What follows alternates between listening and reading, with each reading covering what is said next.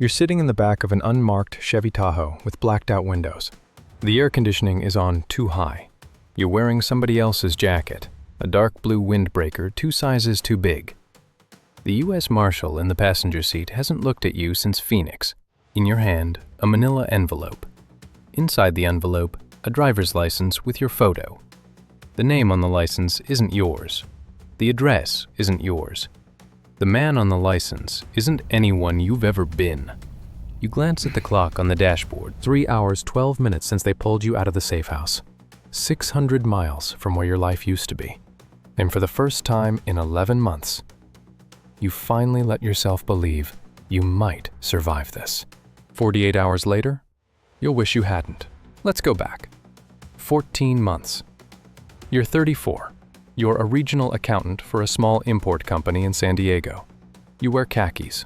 You eat at Panera twice a week. You have a wife named Sarah, a 6-year-old daughter named Lily, a mortgage with 18 years left on it, and absolutely no reason to be afraid of anyone. Your job is boring. You move spreadsheets. You reconcile invoices. You don't ask questions, because asking questions has never been part of your job description. But 3 years into this job, sitting at your cubicle on a Tuesday afternoon, drinking lukewarm coffee, you notice something. A discrepancy. Small, almost invisible. $247,000 moved across 3 accounts in a way that doesn't make any kind of sense. You check it twice, 3 times. You pull the source documents, and then you do the thing you'll regret for the rest of your life. You write a memo. You send it to your supervisor. 2 weeks later, an FBI agent named Carl Mendez is sitting in your dining room, drinking your wife's coffee and explaining to you that the import company you've been working for is a money laundering front for the Sinaloa cartel. That the $247,000 you flagged is part of a $14 million quarterly cycle, and that they need you. Not as a witness. As the witness. The only person inside the operation with full access to the books. You tell them no. You tell them you have a daughter. Carl Mendez sets his coffee cup down very carefully on your wife's tablecloth and tells you that the cartel already knows you flagged the discrepancy. Your supervisor, the one you sent the memo to, sold you out within 48 hours. You have 2 choices, he says. Witness protection or a closed casket. You take the deal. The next 8 months are a slow drowning. Sarah cries every night for the first 3 weeks, then stops crying entirely, which is worse. Lily asks why she can't see Grandma anymore. You tell her Grandma went on a trip. She asks for how long. You don't have an answer. You live in a series of safe houses, a 1-bedroom apartment in Tucson, a duplex in Albuquerque, a trailer in some town in Nebraska you never learn the name of. You memorize a new name every 6 weeks. Marcus Riley, David Carter, James Pendleton. You eat instant oatmeal and watch daytime TV and read paperback thrillers from the public library. Because going outside means being seen, and being seen means dying. The agents tell you the trial is coming. 6 more months, then 4, then 2. Each time the date moves, your wife stops talking for a few days. The trial finally happens on a Tuesday in March. You testify for 6 hours. The defense lawyer is the kind of man who's been doing this for 30 years and looks at you like you're a math problem he's already solved. The cartel boss in the courtroom doesn't take his eyes off you the entire time. He doesn't look angry. He looks the way a man looks at his car right before he sells it. Calculating depreciation. 8 days later, the jury convicts on all 23 counts. 280 years, no parole, no possibility of release. Carl Mendez tells you, "It's over, you did good, now we make you disappear." You believe him. You shouldn't have. Which brings us back to the Tahoe, the unmarked Chevy with the bad air conditioning, 600 miles from where your life used to be. The marshal in the passenger seat, his name is Dale, finally turns around and looks at you. He smiles. It's a kind smile, a retiring in 3 years smile. He tells you you're being relocated to a small town in northern Idaho, population 1,400. New name? Robert Halsey. New job? Bookkeeper at a feed and tractor supply store. New social security number. New everything. He hands you a phone, prepaid. One number programmed in. His. If anything happens, he says, and I mean anything, you call me. Day, night, doesn't matter. I'll have agents there in 20 minutes. You nod. You put the phone in your pocket. You don't know it yet, but in 48 hours, that phone won't work. The first morning in Idaho is almost beautiful. The house is small but clean. 3 bedrooms, finished basement, view of a tree line out the kitchen window. Sarah doesn't say much, but she puts coffee on. Lily runs through the empty rooms, picking which one she wants. There's a fenced-in backyard. You go for a walk around the neighborhood. People wave from their porches. Old men in baseball caps. A woman watering a row of begonias. Nobody asks questions. For the first time in 14 months, you feel your shoulders come down from around your ears. You think, maybe this is going to be okay. On the second morning, you start your new job. Dean, the man who owns the feed and tractor store, is gruff but decent. Shows you the back office, hands you a stack of ledgers 2 years out of order. By lunchtime, you're so absorbed in fixing the books, you forget who you are. You eat a turkey sandwich at the front counter. You laugh at one of Dean's jokes. It's the first time you've laughed since March. That night, you and Sarah cook spaghetti together. Lily watches cartoons in the living room. You open a bottle of wine you found in the welcome basket the relocation team left. You sit at the kitchen table. Your wife reaches across and takes your hand. She says, "I think we're going to be okay here." You say, "I think so too." At 2:47 a.m., the dog 3 houses down starts barking. You wake up. You lie there in the dark, listening. The dog keeps barking. 8 seconds. 10. 15. Then the dog stops. All at once, not gradually. You sit up. You don't know why. Your hand reaches for the burner phone on the nightstand.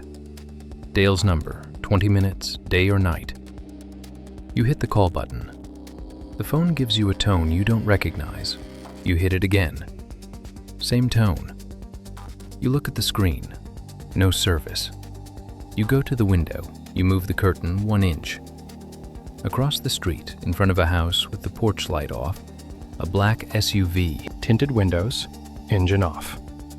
You don't remember seeing it parked there before. You wake Sarah. You don't explain. You tell her to get Lily, get to the basement, lock the door, and don't open it for anyone except you. Not the police, not a neighbor, not a man with a badge. Only you. She doesn't ask why. After 14 months, she's learned not to ask why. She gets Lily. Lily is asleep in her arms. The basement door clicks shut.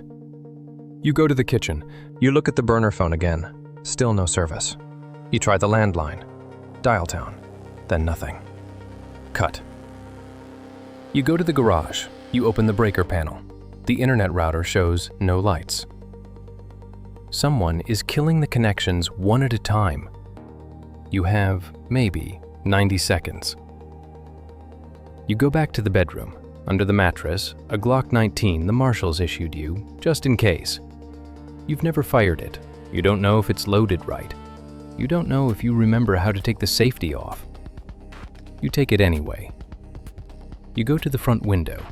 The SUV is still there, but the driver's side door is open, and it wasn't open before. You hear footsteps on the back porch. Not heavy, not casual, measured.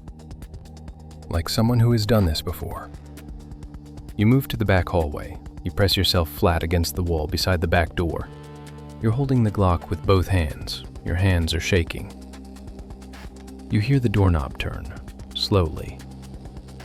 Locked. You hear the soft click of a lockpick set going into the keyhole. Quiet, professional. You realize something then, something you should have realized 14 months ago. When Carl Mendez sat in your dining room and gave you two choices, witness protection or a closed casket. He gave you a third option without telling you. Witness protection is a casket. It's just one they pay you to climb into willingly. The cartel didn't need to find you. They knew where you were before the Tahoe ever left Phoenix, because someone in the program, someone with access, sold you. The way your supervisor sold you 14 months ago, the way somebody, somewhere, will sell the next witness next year. You weren't the first. You won't be the last. The witness security program has had names leak before. Not many, but enough. Just enough. The lock clicks open. You raise the Glock. You aim at the back door. The door opens.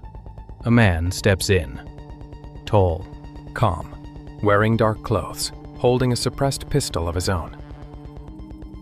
He sees you. He stops. He doesn't raise his weapon. He just looks at you, the way the cartel boss looked at you in court, like a math problem already solved. He says, in perfect English, with no accent, "There's no reason for both of us to die tonight." He sets his pistol on the floor very gently. He puts his hands up, palms toward you. He says, "I'm going to walk out the same way I came in. Do whatever you need to do. The people who sent me will know if you don't." You don't move. You can't. Your finger is on the trigger, but your hand has stopped working. He nods at you. He picks up his pistol, slowly, backward, by the barrel. He walks out the back door and closes it behind him. You stand there for what feels like an hour. It's 6 seconds. You hear the SUV start across the street. You hear it drive away. You go to the basement door. You knock 3 times. Pause twice. Sarah opens it. You don't tell her what happened. You don't tell her then. You don't tell her ever. At 5:30 a.m., federal agents kick down your front door. 18 of them, tactical gear, body armor. They sweep the house, every room, the basement, the yard, the trees beyond the fence. They find nothing. Carl Mendez arrives at 6. He hugs you. He apologizes. He tells you there was a breach. A clerk in the Marshals Service relocation office, already in custody. They got him in time. You ask, why didn't they kill me? Carl looks at you. He says, maybe they decided you weren't worth the risk. You nod. You don't tell him about the man at the back door. You don't tell him what the man said. Because you understand something now that Carl will never understand. They didn't decide you weren't worth the risk. They decided you were worth more alive. As long as you're alive, you're a story other potential witnesses tell themselves. The accountant who flagged a discrepancy. The man who took the deal. The man who lives in a small town in Idaho with a fake name and a fenced-in backyard, and a daughter who will grow up never knowing why her grandmother stopped calling. You're the warning. You're the cautionary tale. You're the proof that even if you survive, you don't really live. The Marshals relocate you again. New name, new town, South Carolina this time. New job, new phone, new everything. Carl Mendez tells you the breach has been closed. He tells you it won't happen again. He tells you you're safe. You don't believe him anymore. You smile and nod and shake his hand and say thank you. 3 years later, your daughter is in middle school. She has friends now. She plays soccer. She's forgotten she ever had a different name. Sarah teaches art at the community college. She's started painting again. She seems almost happy. You work as a bookkeeper at a tire shop. You eat lunch at the same diner every Tuesday. You wave at the same people from your porch. Every night before you go to bed, you check the locks.